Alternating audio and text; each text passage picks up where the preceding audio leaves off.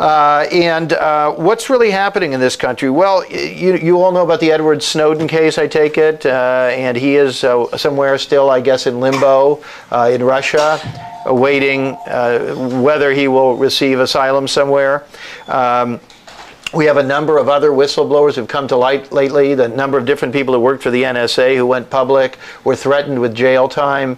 And of course, we have a number of these younger sort of hacker types. If you go to our website, WhoWhatWhy.org or .com, we're a nonprofit, so it's .org.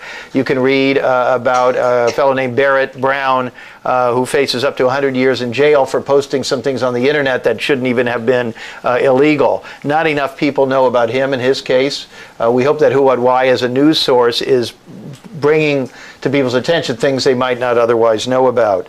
But to get a sense of the scope of the problem in this country in terms of the secret state, the threats against all of our freedom, our liberty, and our privacy, you need to know how many Americans hold top secret security clearances. Would anybody like to take a guess?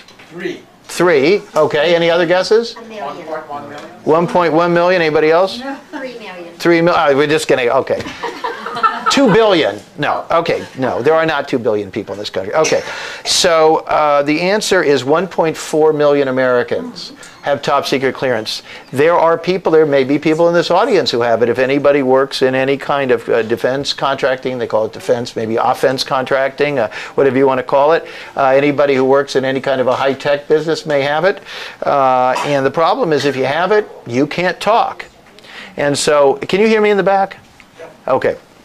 And so what we're dealing with is an entire strata of this country, some of the best educated people are silenced. And they're threatened with jail time if they talk about anything they know. So the whole question of the top secret clearances is what we want to take a look at. These are the kinds of things we should be looking at. What is top secret clearance? What does that mean? And what happens if you have top secret clearance and you discover that elements within your own government are basically betraying the American people? What would you do about it? And these conversations don't take place. And one of the reasons they don't take place is because the only entity that can really regulate any of this is Congress. And only members of Congress who are supposedly given access to any of this are people who are put onto the intelligence committees. And when you join the intelligence committee, guess what they tell you? You can't talk about it. So it's a pretty bad situation. And again, we need to rethink these things. These people have to be able to talk about it. Also, they have to know something about what they're doing. Some of them are pretty clueless.